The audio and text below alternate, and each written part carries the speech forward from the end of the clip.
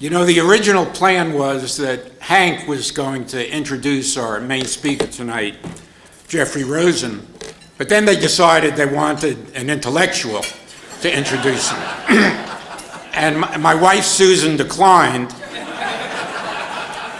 so here I am. I mean, talk about an intellectual. Jeffrey Rosen went to Harvard, then Oxford, got his law degree from Yale. Oh, and by the way, graduated summa cum laude from Harvard. He's a real intellectual, and he's extremely versatile. He's a professor of law at George Washington University. But not only does he teach law, he's been an incredible writer for the New Republic, the Atlantic, the New Yorker, the New York Times Magazine, and many consider him to be the most widely read and influential legal commentator around. So we're really in for a treat. He basically tackles every subject under the sun. In some of the books he's talking about Monica Lewinsky in terms of the issue of privacy. Clinton, he covers a tremendous amount of bases. But I think as I look through some of his books, he has been an incredibly staunch defender of the right to privacy, the right to be left the hell alone, the right to privacy, which I consider probably the most important civil liberty, the right to privacy, and he's been terrific on that. And some of the subjects, you know, we're obviously living, people forget how long Facebook and Twitter and the computers, we're living in a different age now, and he deals with the idea, he's a constitutional expert, and he knows the Constitution backwards and forwards, and he writes about and lectures about how the Constitution can adjust to these new devices, these new gadgets that obviously the framers of the Constitution never considered or never realized would be around. How to view the Constitution in an age of technological change.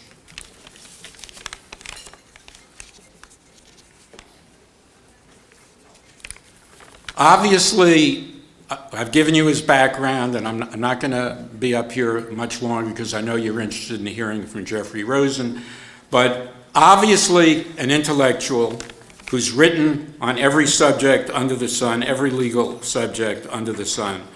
But he blends that intellectuality and academic background with a huge practical streak, a streak that is interested in how the law affects everyday people in their everyday activities. And I think we're in for a treat, and it's my pleasure to now introduce a real legal and literary heavyweight, Jeffrey Rosen.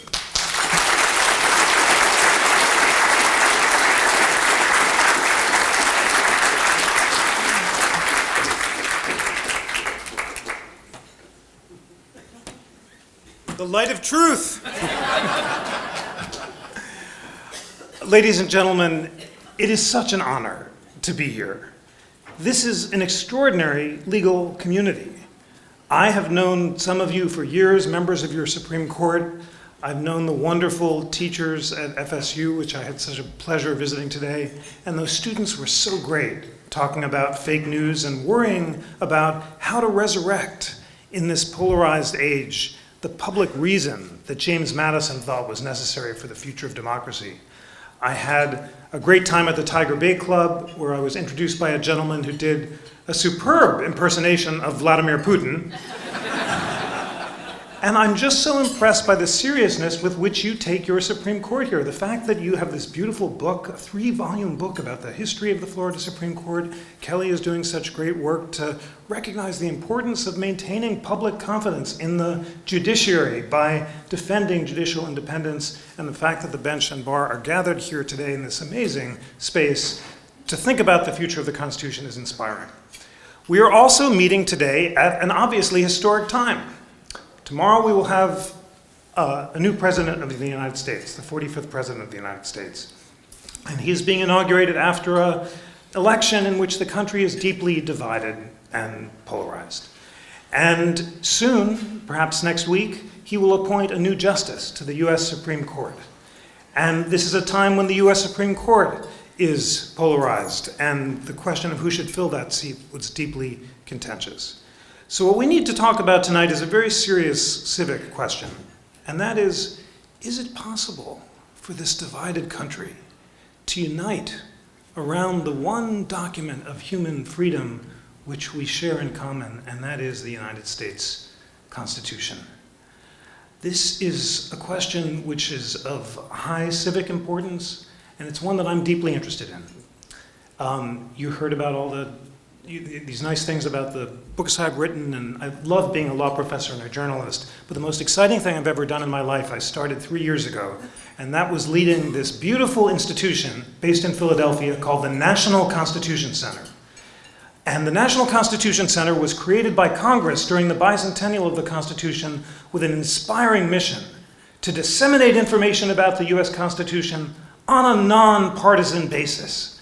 Imagine that, Congress today creating a body that's chartered with bringing together liberals and conservatives and everyone in between to debate not political questions, but as Kelly said, constitutional questions, and to teach citizens that there can be a difference between our policy and our constitutional views, and although we may disagree about policy, we can sometimes converge around our shared love of the Constitution. And it has been so exciting and meaningful for the past 3 years to create platforms, educational platforms for education and debate that bring together scholars and citizens and senators and police officers to talk about what they agree and disagree about the Constitution. Just today, we launched this amazing new website. It's called We Love the Constitution. And we've asked justices and senators and public officials to post 3-minute videos or 2-minute videos about what they love about the Constitution, and they've responded in kind. Justice Ruth Bader Ginsburg, Senator Lamar Alexander, Senator Cory Booker, that's the beginning of the alphabet. R's and D's have posted their videos. Now we're inviting citizens around the country to do it. I want you to do it. Go sign on to the webpage, check it out, and just take out your cell phone and tell the world for 2 minutes what this beautiful group of lawyers, what part of the Constitution you love. We've also created this amazing tool that I've become a traveling salesman for, and I'm going to sell it now just the way I did this afternoon at the Tiger Bait Club, and it's called the Interactive Constitution. And you can find it in the App Store. You can download it. I want you to download it. Not now because I'm talking and you have to listen to me with rapt attention, but after the speech. Or you can find it online at constitutioncenter.org. Here's what we did. We persuaded the heads of the Federalist Society, the conservative lawyers organization that recommended the judges who are on President-elect Trump's shortlist, and the American Constitution Society, the liberal organization that recommends judges to Democratic presidents like President Obama, to unite and to nominate scholars to write about every single clause of the Constitution, describing what they agree about and what they disagree about. What an amazing civic enterprise. And it's so exciting to be able to sign on to this device and to click on a nice uncontroversial provision, like, say, the Second Amendment. And to click on it here, I can show it to you on the screen if we just thought about the AV, and you'll find the 2 leading scholars of the Second Amendment, nominated by FSCHS and the ACS, Nelson Lund and Adam Winkler. These are serious progressive and conservative scholars, was 1,000-word statements about what they agree the Second Amendment was intended to mean and what the courts have said about it. So you can be confident that every word in here, like a unanimous Supreme Court decision, is agreed to by both sides and represents consensus law and history. And then they have separate statements about what they disagree about. And multiply that by the 80 clauses of the Constitution, including all of these wonky clauses that had seemed obscure but are suddenly really relevant, like the Foreign Emoluments Clause, or the Elections Clause, which a great FSU scholar wrote about along with her counterpart from the Federalist Society, or the Commerce Clause. And it's just a civic dream to see respectful agreement and disagreement. This amazing tool has gotten 9 million hits since it launched just a year ago. That's how hungry people are for this sort of education. The College Board is made at the center of the new AP History and Government exams. I'm pitching it to you now because I want your help in bringing it to every student in Florida and across America. We need to bring this to students from 8 to 80, to high school kids and college kids and lifelong learners. The Constitution is not just for lawyers, it is for all citizens, and we have an obligation to educate citizens about this beautiful document so that they can defend it. So you can see that I'm very enthusiastic and very passionate about this idea that it is possible for citizens brought together in civil settings to have respectful, engaged agreement and disagreement about this great document of human freedom that unites us. And that's what we're doing at the Constitution Center. But is it possible in the country as a whole? And is it possible on the Supreme Court? And in particular, obviously, the question that we all want to know is, will the next justice nominated by the new president, maybe as early as next week, be a unifying figure who might help join a court that could transcend politics and stand for something larger than the partisan compositions of its members? Or are we condemned to continue to play out this agonizing spectacle where Democrats and Republicans seem to be unable to reach compromise and consensus and are more polarized than any time perhaps since, I actually saw the data on this, a scholar of polarization said, we're more polarized now than we were during the Civil War, as measured by agreement and disagreement about certain partisan issues. This is not new. After the election of 1800, the outgoing Federalists reduced the size of the Supreme Court to deny the incoming president, Thomas Jefferson, a chance to make any appointments. So it's not like we have a history of bipartisan comedy, but always the justices themselves have managed to transcend politics. Chief Justice John Marshall, the greatest chief, because of the power of his vision of institutional legitimacy, persuaded colleagues appointed by his distant cousin and detested rival, Thomas Jefferson, to abandon their Jeffersonian partisanship and to join unanimous opinions written by Marshall himself. And in the process of this great enterprise, Marshall converted the court from the most weak branch, so unprestigious that the first two chiefs resigned because they didn't even think it was worth their while to continue to serve, into one of the most powerful. This question is especially urgent because it's the central question on the mind of Chief Justice John Roberts. I've had a lot of incredible journalistic opportunities as a writer, but one of the most exciting was the chance to interview Chief Justice Roberts right after he became Chief Justice in 2006. I was writing a book about the Supreme Court, the companion book to a PBS series. It had the riveting and creative title, The Supreme Court. And Chief Justice Roberts is a PBS fan, so he agreed to sit down with me. And it was just at the beginning of his term, and he was quite expansive, both about his vision for the court and his concerns about the court. He said, I am worried that citizens are looking at the court as a group of 5-4 decisions, Republicans against Democrats, and I think that's bad for the court and bad for the country in this polarized time. He said that his hero was Marshall, because Marshall had persuaded his colleagues to transcend partisanship. And he persuaded them to live together in the same boarding house in Washington, D.C., where they would discuss cases over a hogshead of Marshall's favorite drink, which was Madeira. And all the justices would get buzzed. And all the cases were unanimous. And the Chief Justice, the Florida Supreme Court should try this incredible mechanism as well. And then, of course, there was the killjoy justice who said, we should only drink Madeira when it rains. So Marshall looks out the window and says, our jurisdiction is so broad, it must be raining somewhere. But more Madeira and more comedy. But Roberts was serious about this, and he said he just read this beautiful biography of Marshall by Gene Edward Smith, which I recommend if you haven't read it. And he said he was going to try to make Marshall his model and try to persuade his colleagues to converge around narrow, unanimous opinions, avoiding sweeping constitutional rulings whenever possible, defining the issues so they could be technical and statutory rather than sweeping and constitutional. And Roberts said it would be good for both sides to have the chance of winning a narrow decision unanimously rather than running the risk of a 5-4 decision that could be reversed by a future court.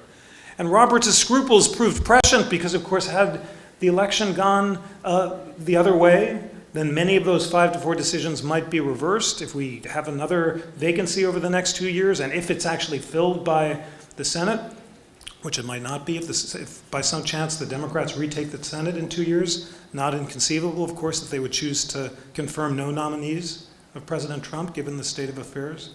But Roberts thought the law shouldn't be hanging on a partisan thread. So he said that he was going to try to persuade his colleagues to put institutional legitimacy above all.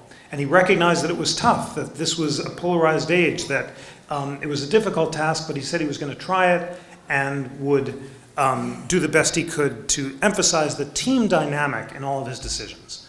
I was very impressed by Roberts during this interview. I mentioned at lunch that some people thought I was too impressed and that I developed a man crush on Chief Justice Roberts, which is utterly false. But it's an inspiring vision, and I agree with it, that it is important for the court to be perceived as above politics. So like everyone else, I watched with close attention as over the past 10 years, the Chief Justice had what I think he would concede would be mixed success in achieving his goal. The term after we spoke, there were more 5-4 decisions than at any point in the court's recent history involving affirmative action, campaign finance, partial birth abortion, voting rights. The justices are sniping at each other in personal terms. Justice Scalia accuses Roberts of faux judicial restraint, fighting words on the Supreme Court. And the 5-4 partisan rate is at 33%, the highest rate in 10 years, and any hope of partisan comedy seems elusive. And then comes the Citizens United case, which provoked that denunciation by President Obama during the State of the Union, and the justices sitting no further from the president than the justices are right here, denounced the court for unleashing foreign money into American elections, prompting Justice Alito to shake his head and say, "Not true, not true." And that goes viral on YouTube. And then someone asked Roberts, how did you feel when the president was denouncing you? And he said, it felt like a partisan pep rally. If that continues, I don't think the justices are going to go to the State of the Union. Next year they did. Justice Alito didn't. He had an important dentist appointment, his office said. But any hope of partisan comedy seemed elusive. Now, there's been reporting on the Citizen United decision. I think you had Jeff Toobin here, who's great, and he and others reported that initially in the Citizens United case, Chief Justice Roberts had wanted to write a narrow decision that would have held either that broadcast on demand was not covered by the campaign finance laws, or that the Citizens United organization, which was making an anti-Hillary Clinton documentary, got so little corporate funds that it didn't qualify under the McCain-Feingold law. That's an example of the kind of narrow, non-constitutional ruling that Roberts hoped for. But it was Justice Kennedy, according to the reports, who really believes passionately in liberty, thought that corporate speech should be equated to the speech of natural persons, and wanted to write a broader decision and in order to keep his majority, Roberts had to assign the case to Kennedy, and then the other justices decided to follow suit. So that just shows how, and Roberts anticipated this when we talk, much of his ability to forge consensus is contingent on the judicial philosophies and inclinations of his colleagues. Because the chief, as Roberts told me when we talked, has really only one power. He's first among equals, he has only one vote, but his is the power either to write the majority opinion when he is in the majority, or to assign it to the justice who will best reflect his views, or when he's in the minority, the senior associate in the majority, now Justice Ginsburg, does the same thing. She assigns it to the justice who best reflects her views or writes it herself. That explains why Justice Kennedy has written all the most important opinions on the Roberts Court, from marriage equality and free speech opinions like Citizens United, sometimes favoring liberals, sometimes conservatives, but because he's the justice in the middle, in order to keep him on board, whoever's assigning has to give him the majority. But because Justice Kennedy is a principled devotee of liberty and autonomy and doesn't support the idea of these narrow unanimous opinions, Roberts' ability to do it on his own was limited. And then came the healthcare case. And that was such a constitutional drama, and it was such a test of Roberts' leadership. And the poll suggested that everyone expected that the court was going to strike down the healthcare mandate by a 5-4 vote. And Roberts surprised many. In fact, I was in the courtroom and remember the drama when he began by reading the section of the opinion that upheld that struck down the mandate under the Commerce Clause, exceeding Congress's power to regulate interstate commerce. And you could see Solicitor General Don Verrilli and all of the supporters of the Affordable Care Act just slumped dejectedly. And then Roberts seamlessly said, and yet we uphold it as a tax. And the dynamic was entirely transformed. That decision has been parsed and analyzed. Conservative critics accused Roberts of selling out or trying to bend to the importunations of President Obama or Senator Leahy, even of all people, this was the comic punchline, me. I'd written a little column right before the decision saying, hey, in 2006, Chief Justice Roberts said he cared a lot about institutional legitimacy and wanted to avoid 5-4 decisions. This will be a big test of that principle. Let's see what he does. Of course, Roberts wasn't trying to curry favor with anyone at all. He was merely doing what he said. When I went back and read that interview with him, it's striking how many times he said, I hope when people look back at my decisions, they will conclude that a concern for institutional legitimacy suffused all of them.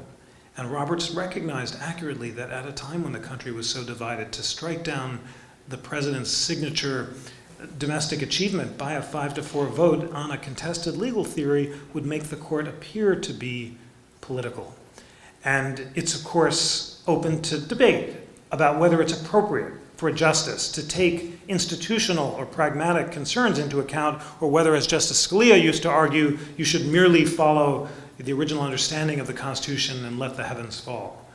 I think that, well, descriptively we can say that Roberts was operating in the tradition of the great chief, John Marshall, who performed a similar act of judicial jujitsu in Marbury versus Madison, where he both held that Marbury did have a right to his commission, but in order to avoid a confrontation with his arch-rival Jefferson, Marshall said the court had no power to authorize it because the act authorizing the issues of the writ itself was unconstitutional. Shored up the court's legitimacy in the long run, avoided a confrontation in the short run because, as Marshall said, I'm not fond of butting my head against a wall, as in sport. He wasn't making up the law. Judicial review was embraced in its modest form even by Jefferson himself. But faced with contesting and competing possibilities of framing a case, he chose one that enhanced the legitimacy of the court rather than threatening it. And that's what Roberts did in the healthcare case, and I think he was right to do it. What will the future bring? We'll find out maybe next week. The president-elect has promised to pick a judge from the list that he offered during the campaign. And that was a great civic act because citizens could look at the judges on that list and make up their own minds about whether their vision of the Constitution coincided with their own. And all of the judges on the list are respected conservatives, vetted by by my friends of the Federalist Society, and all would be acceptable to a Republican Senate. But there are deep differences, as we all know, among conservative judges, just as there are differences among liberal justices. There's a huge difference between Roberts, the conservative institutionalist, and Justice Scalia, the late Justice Scalia, the originalist, and even between Scalia, the originalist, and Thomas, the textualist, who, according to Scalia, would vote to strike down any law he thought was inconsistent with the text and original understanding of the Constitution. Scalia said, I wouldn't do that because I'm not a nut. He meant that as a compliment to his friend Justice Thomas. But that reminds us, and this is a sophisticated legal audience, you know that there's a difference between the jurisprudence of Thomas and Scalia, just as there's a difference between the jurisprudence of Scalia and Alito, who is not an originalist, and disagrees with a majority of the court about issues involving free speech. There's a series of 8-1 decisions where liberal and conservative justices will protect really hateful forms of speech, like those funeral protests by the Westboro Baptist Church, or striking down Congress's efforts to ban those dreadful crush videos, all in the name of this inspiring idea that speech should only be protected when it's intended to and likely to cause imminent violence, Justice Alito cares more about dignity than about free expression in a Brandeisian spirit to some degree, and was often the lone dissenter from those cases. So it's important to parse the list, and when it comes down, the Constitution Center will have in-depth discussions of the judicial philosophy of the nominees. We'll have podcasts uniting top liberal and conservative scholars. They're called the We the People podcast. Check them out every week, where I get to call up the top liberal and conservative and we debate the judicial philosophy. We'll dig into the merits of the decisions of the judges. And again, there's such a hunger in this country for constitutional wonkery. If you respect the intelligence of citizens and the eagerness to learn and people's willingness to educate themselves, I think they will respond.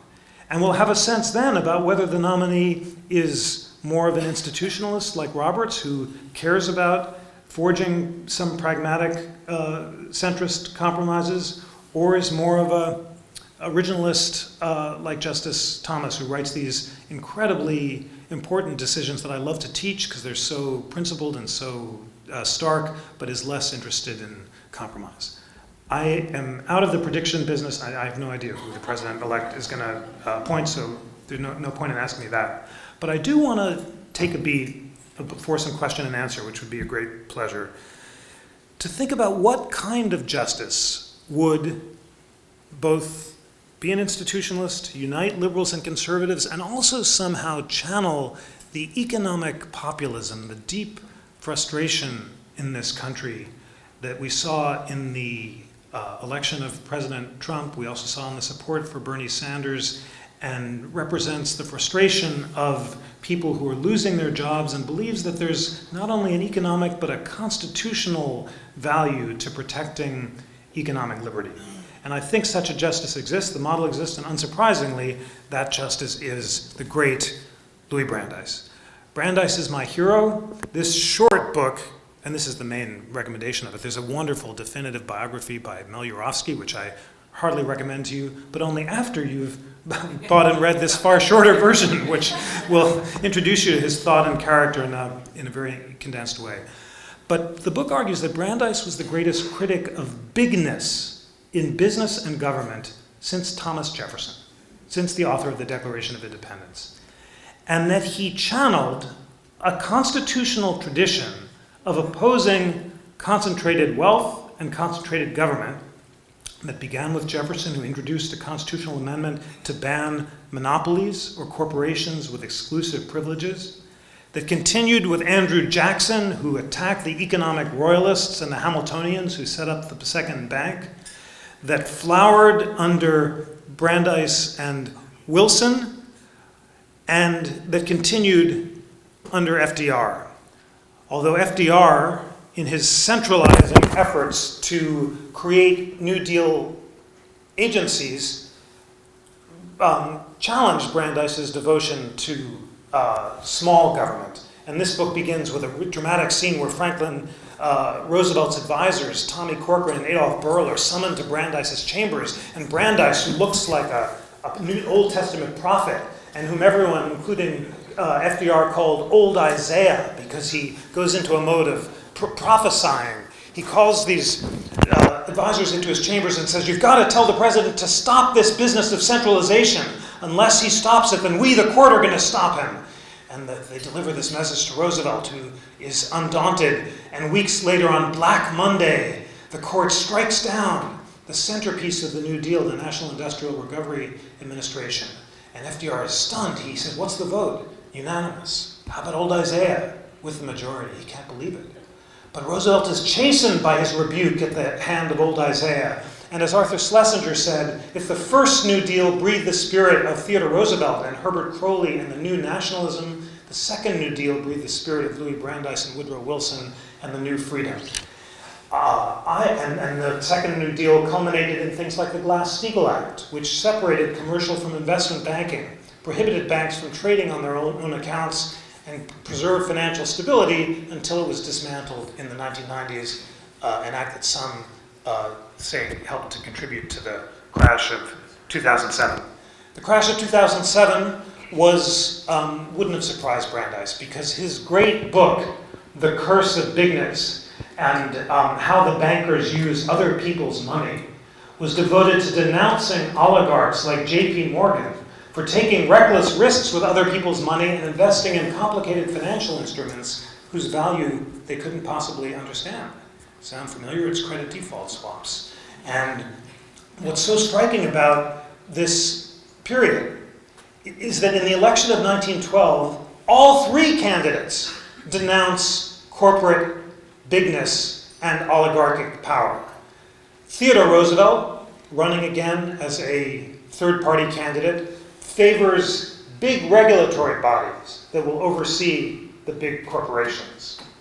William Howard Taft, the incumbent president and the subject of my next biography, and I'm a huge Taft fan because this was the constitutionalist president.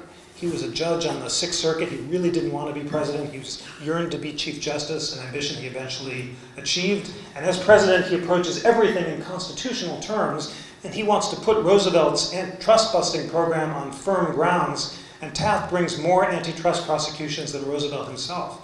So Roosevelt wants to regulate the corporations, Taft wants to prosecute them with antitrust prosecutions, and Brandeis and Wilson want to break up the corporations and break up the banks so they can't form monopolies in the first place. I was distressed as a historian last spring to hear Bernie Sanders on the campaign trail attribute his proposal to break up the banks to Theodore Roosevelt. In fact, it was Wilson and Brandeis and the New Nationalists who wanted to break up the banks. Roosevelt liked big regulatory bodies that Brandeis abhorred. But isn't it striking that in 1912, the Republican incumbent, the Democratic challenger, and the third-party challenger all are channeling this anti-oligarchic tradition and responding to the economic frustration of small businessmen and small farmers who are dislocated by the Industrial Revolution, and that all three political parties are responsive to this goal. It's striking that this anti-oligarchy tradition faded out in the 1960s. Both parties, for different reasons, became less interested in the voice of what Brandeis called the small men and women, the small business owner, and became more devoted to free trade, in some cases to identity politics. And that's maybe one reason why the swing voters in this last election felt disenfranchised, because neither of the major parties were responding to their concerns. It would be so striking, wouldn't it, to find a Brandeis, if such a judge existed, who could, by opposing bigness in business and government, appeal to civil libertarian liberals and libertarian conservatives, channel some of the economic populism that was crying to be heard in the latest election, and represent a kind of bipartisan comedy. But when we look at the range of current judicial debate, there are few obvious Brandeisians in the judiciary or even in the political arena.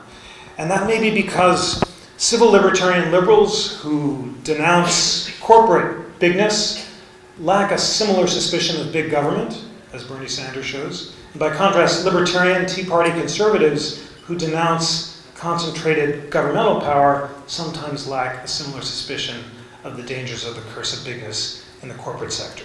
But Brandeis, the Jeffersonian, was consistent. He denounced bigness in both forms because of his theory of the limitations of human knowledge. And this is what's so inspiring about his vision of citizenship. The reason Brandeis abhorred bigness is he thought that only in small-scale communities, small businesses and small state governments and small state judiciaries, could citizens and judges and public officials master the facts that he thought were necessary for personal and political self-government. Brandeis is famous as the inventor of the Brandeis Brief, 1908, the Mueller case. Remember, he files that brief arguing that maximum hour laws for women are permissible, and introduces a series of industrial reports and international laws and statutes to prove his case. Thurgood Marshall relied on the Brandeis Brief when he wrote his brief in Brown versus Board of Education, and Justice Ruth Bader Ginsburg, who I had the honor of interviewing for this book, told me she read the Brandeis Brief for inspiration when she wrote her path-breaking briefs arguing against gender discrimination in the 1970s. And Brandeis thinks large-scale organizations are too complicated for any one person to master, and only in small-scale communities could facts thrive. Our discussion at FSU this afternoon was really striking here, and it was poignant to see the students' concern about whether consensus around facts is possible in an age when we're segregating ourselves into filter bubbles and echo chambers. The idea of a post-truth, post-fact society would have made Brandeis shudder. It's the antithesis of everything that he hoped for. This is a man of the Enlightenment, a Jeffersonian who believes that we all have certain faculties, ranging from passion at the bottom to reason. Reason through rigorous self-education, through mastering the facts, through taking the time to educate ourselves so that we're capable of being fully engaged democratic citizens. Brandeis would not be a fan of your colleague who's sitting at home tonight watching, binging on Netflix. No, that's not the way you're supposed to use your leisure time. And you're not supposed to spend your time watching cat videos either. Brandeis was very struck. He has two great influences, Jefferson and 5th century Athens. And his favorite, this is, not a guy who approves of sitting on the couch drinking beer and so forth. His favorite book was The Greek Commonwealth by Alfred Zimmer, the great British Zionist. And Brandeis believes that in 5th century Athens, citizens through face-to-face deliberation in the agora can achieve a good in common that they cannot know alone. And Brandeis is so thrilled to learn that the Greek word for leisure is unemployment, scholar. He says, what a happy land that defines unemployment as leisure.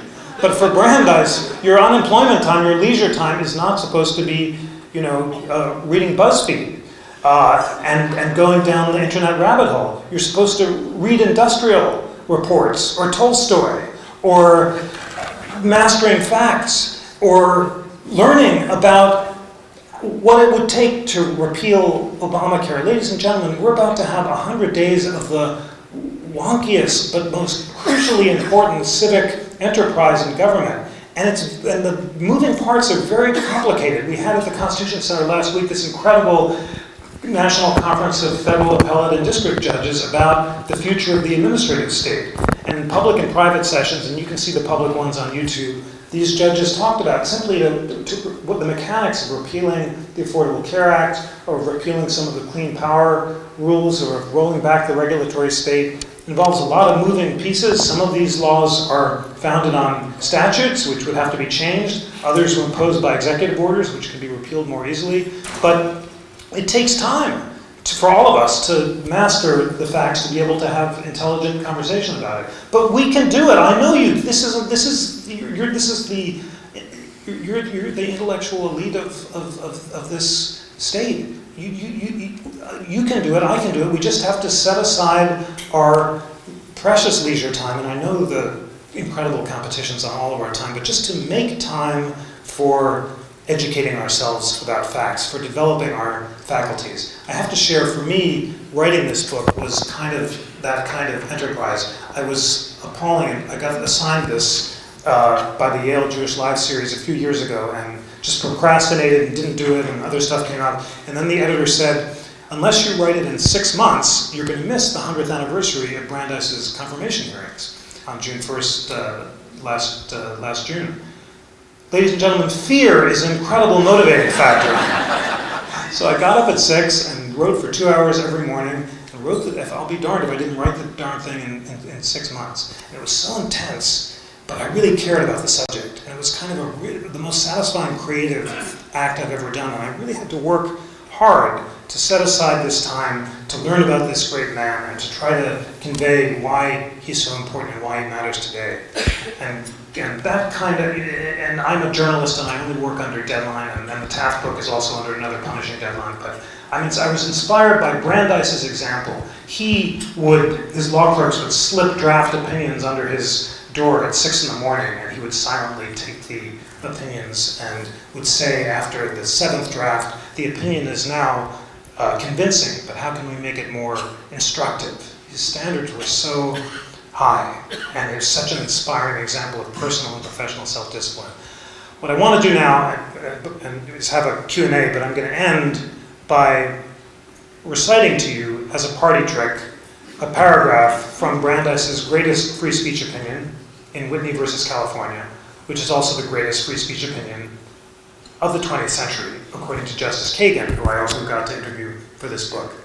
And it just crystallizes in a few unforgettable sentences Brandeis's theory of knowledge, his belief in the importance of education to develop our faculties, his notion of the duty of public deliberation and mastering facts, and above all, his faith, and this is so important in these anxious, polarized times, his faith that given time to deliberate, citizens would and could rise to the occasion of mastering facts and converging around a common truth. Whitney's jurisprudential gift to us is this beautiful principle that speech in America can only be banned if it's intended to and likely to cause imminent violence. Well, that makes us the most speech-protective country in the world. Europe allows the banning of hate speech and speech that injures dignity. Facebook and Google, which have more power over free speech than any king or president or Supreme Court justice, as we discussed with those great students today, have terms of service that also allow the banning of speech that causes affronts to dignity. But Brandeis, who as a young scholar defending the right to privacy had once defended a notion of privacy as dignity, came to believe that judges should not be in the business of deciding what kind of truthful but embarrassing speech is in the public interest, because that was a decision that citizens had to make for themselves. And in Whitney, he explains why the best remedy for evil counsels or hate speech is good speech, and why, as long as there's time enough to reason together and to deliberate, then the speech has to be absolutely protected. Okay, so here goes. I'm going to recite it, and then we can talk about it and about anything else you like. And what's so chillingly exciting about this paragraph is that Brandeis begins, he quotes Jefferson's second inaugural, he cites Jefferson's letter to Elijah Boardman, a Connecticut preacher, about the importance of complete protection for freedom of thought and opinion, and he begins by referring not to Madison and Hamilton and the Constitution makers of 1787, but to Jefferson and the revolutionaries of 1776. So here we go. Those who won our revolution believed that the final end of the state was to make men free to develop their faculties, and that in its government, the deliberative forces should prevail over the arbitrary. They valued liberty both as an end and as a means.